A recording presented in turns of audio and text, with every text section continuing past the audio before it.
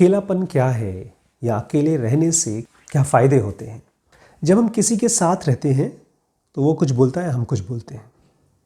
वो कुछ बोलता है, हमें कुछ फील होता है, फिर हम कुछ बोलकर उसको कुछ फील कराना चाहते हैं। हमने कुछ फील किया है, वो हम उसको ट्रांसफ़र करना चाहते हैं। कोई फिल्म देखी है, कोई वीडियो देखा है, हम किसी से इम्प्रेस हुए थे, हम उसको इम्प्रेस करना चाहते हैं।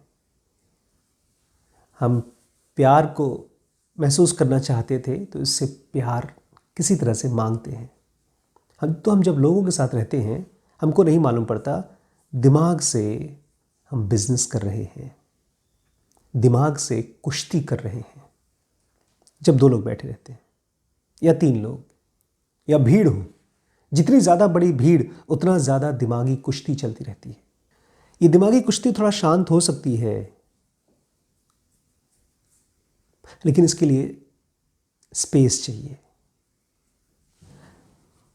बट खाली स्पेस नहीं चाहिए। मान लीजिए मैं आपसे कहूँ अकेले रहो, मन शांत हो जाएगा, लेकिन आप यहाँ बैठ करके उन्हीं वैल्यूज़, उन्हीं स्टैंडर्ड्स से जी रहे हैं जिससे आस पड़ोस के सारे लोग, आपका सर्कल, सो कॉल्ड सर्कल होता है ना, कुछ लोग जिनके साथ हम अपने आप को आइडेंटिफाई करते हैं।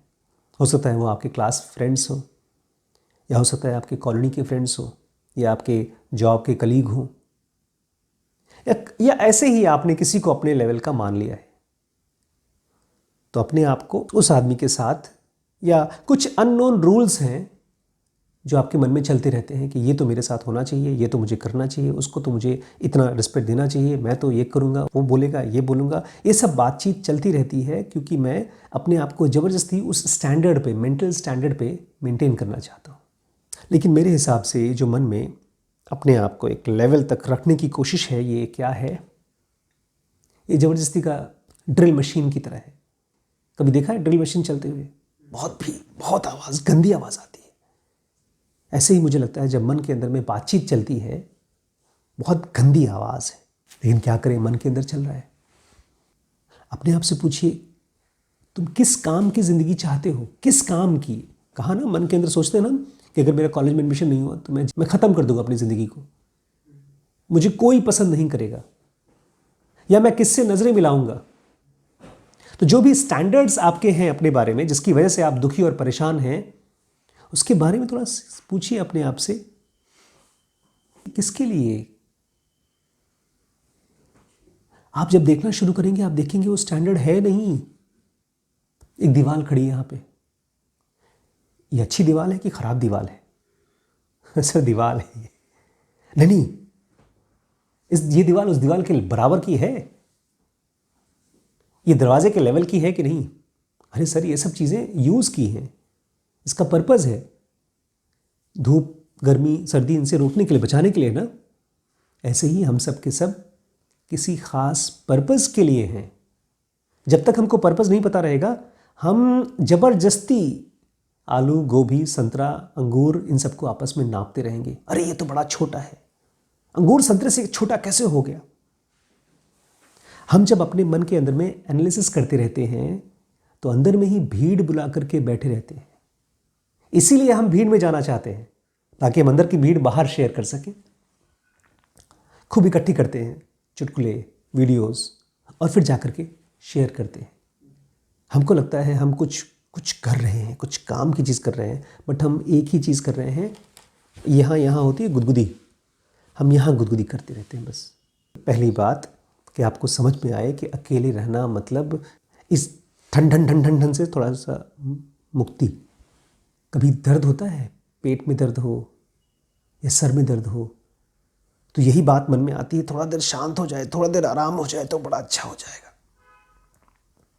ऐसे ही जब आपको ये पता चलेगा ये दिमाग में बकबक चल रही है, थोड़ा देर शांत हो जाए तो थोड़ा आराम हो जाएगा। जब ये चीज़ समझ में आएगा, तब आप 1-2 मिनट के लिए शायद अकेले बैठें। और अकेले बैठे मतलब अपनी सांस के साथ। जिन लोगों ने भी पहली बार किताब लिखी होगी, पहली बार, वो लोग अकेले रहना चाहते होंगे। उनके मन में कुछ बड़बड़ चल रही है बार बार, तो उसको कागज़ पे उतार के थोड़ा सा शांत महसूस करना चाहते होंगे। किसी को पढ़ाने लिखाने का, कोई ज्ञान बांटने का रीज़न नहीं था इसके पीछे। आपके मन में ये बात आना शुरू हो जाए, एक बात है मेरे मन में कि अगर मैं कल एग्ज़ाम हुआ और मैं इस एग्ज़ाम में फ़ेल हो गया तो क्या होगा। ये एक बात मेरे मन में चल रही है। क्या चल रही है? कि कल मेरा एग्ज़ाम है, अगर एग्ज़ाम में फ़ेल हो गया तो क्या होगा। ये सेंटेंस चला और इसके बाद मेरे मन में क्या हुआ, कौन सी फीलिंग आई? फीलिंग आई डर की, क्योंकि एग्ज़ाम में फ़ेल हो गया तो क्या होगा, बेइज्जती होगी, कहीं नौकरी नहीं मिलेगी, घर वाले मारेंगे पीटेंगे। लेकिन ये सारा का सारा खेल जो हमने मन में क्रिएट किया और इस इमोशन को एक्सपीरियंस कर लिया, किस लिए किया,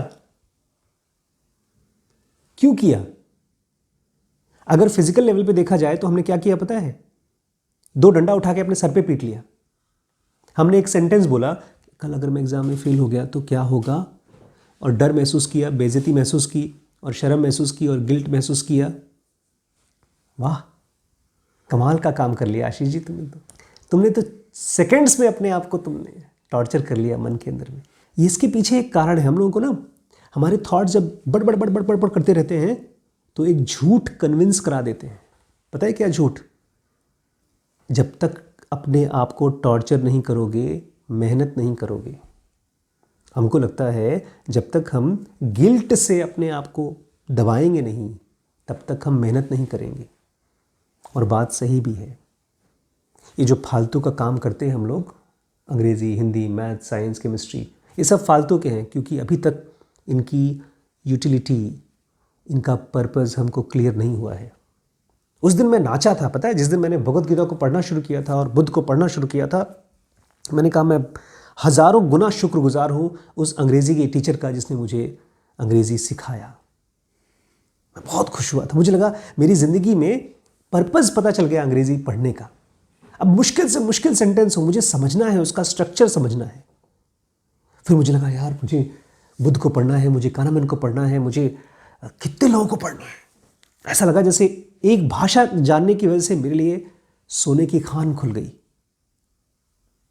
लेकिन पहले क्या होता था, अंग्रेज़ी में अगर फेल हो गए तो क्या होगा, बड़ी बेइज्जती होगी। जिस दिन आपको ये समझ में आ जाता है ना कोई चीज़ किस लिए कर रहे हैं, उस दिन सब बदल जाता है। लेकिन आपने ये तो किया नहीं। आपने क्या कहा अपने मन में, अगर यार एग्जाम में फेल हो गए तो क्या होगा, शर्म आएगी, बेइज्जती होगी, फेल होगा। जब आप इसको देखना शुरू करेंगे ना कि तो अपने मन के अंदर थॉट्स को मूव होता हुआ देखेंगे, जिसके कृष्णमूर्ति बोला करते थे, look at the movement of thoughts. अकेला रहना अपने माइंड के अंदर में मैजिकल पावर क्रिएट करने की शक्ति देता है, क्योंकि जाले हैं। जैसे कमरे में बहुत दिन तक बच जाइए तो जाले लग जाते हैं, ऐसे ही बहुत दिनों तक अगर शांत न रहिए तो थॉट्स के जाले बन जाते हैं। ये थॉट्स का जाला है। बॉस मेरा कुछ नहीं हो सकता, मैं 12th पास नहीं हो पाया, मेरा कुछ नहीं हो सकता, मेरी ज़िंदगी का कुछ नहीं हो सकता। इस तरह के थॉट्स के जाले धीरू भाई अंबानी, इलॉन मस्क जैसे लोगों ने ख़त्म कर दिया। कैसे कर दिया पता नहीं, बट ख़त्म कर दिया। उनके माइंड में जाले नहीं होते, ऐसे थॉट्स नहीं होते कि ये कर दिया तो क्या होगा। इलॉन मस्क पता है क्या बोलता है? तो बोलता है जब भी मैं कोई प्रोजेक्ट शुरू करता हूँ तो उसमें 100% एरर होता है, क्योंकि वो सही नहीं होता। अब मुझे इलेक्ट्रिकल कार बनानी है तो पक्का है कि नहीं चलेगी, जो भी बनाऊंगा गलत होगा। उसके बाद उसमें से 1% एरर कम करता हूँ मैं, फिर 1% एक और परसेंट, ऐसे करते करते एरर कम करते जाता हूँ। लेकिन अगर शुरू से ही सोचना शुरू कर दे, अगर बनाऊंगा नहीं बनी तो क्या होगा, बड़ी बेइज्जती होगी।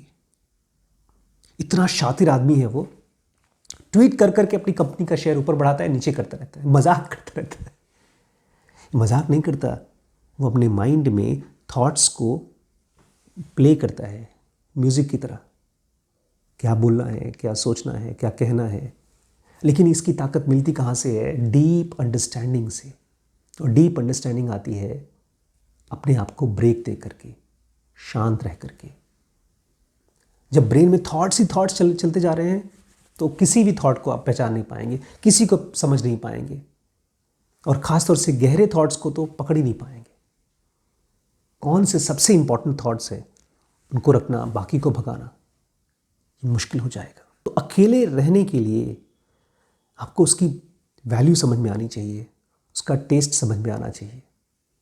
इसलिए अगर किसी दिन मुझे अपने साथ टाइम नहीं मिलता ना, तो मुझे लगता है मैं बीमार हो गया आज। और मुझे उन सबके ऊपर दया आती है जो लोग इस बीमारी को ही बड़ा खुशी मान रहे हैं, पार्टी में हैं। वो लोग सुपरफिशियल लाइफ को अपनी हैबिट बना रहे हैं। बहुत जल्दी उनकी लाइफ का पता है हश्र क्या होगा? शराब और सेक्स। जितनी सुपरफिशियल लाइफ जाएंगे उतना ही हमको व्यसन चाहिए होता है, नशा चाहिए होता है, बिकॉज झेल नहीं सकते आप। अगर आप नशे में है ना, परेशान हैं, तो आपको टेस्टी खाना चाहिए ही चाहिए, और टेस्टी खाना चाहिए। जुबान में आपने 1 चम्मच कॉफी डाली थी, किक नहीं मिला, 2 चम्मच चाहिए। एक शराब नहीं अच्छी लगी तो और टेस्टी शराब चाहिए, और गहरी शराब चाहिए, और ज्यादा अल्कोहल चाहिए, क्योंकि माइंड को किक चाहिए। और वहीं पर अगर आपका माइंड साइलेंट है तो एक थॉट से भी आपको किक मिल जाता है, क्योंकि आप थॉट को खट करके पहचान जाते हैं। उसमें उतना ही मज़ा मिलता है जितना, उससे कहीं ज़्यादा मिलता है जितना एक नशेड़ी को नशे से मिलता है। बस फ़र्क ये है कि वो बेचारा, उसके पास अपनी लाइफ का कोई कंट्रोल नहीं है। लेकिन जो आदमी अपने साथ अकेले रह पाता है, वो पूरी तरह से अपने कंट्रोल में है। वो खुद ही कंट्रोल है एक तरह से देखा जाए।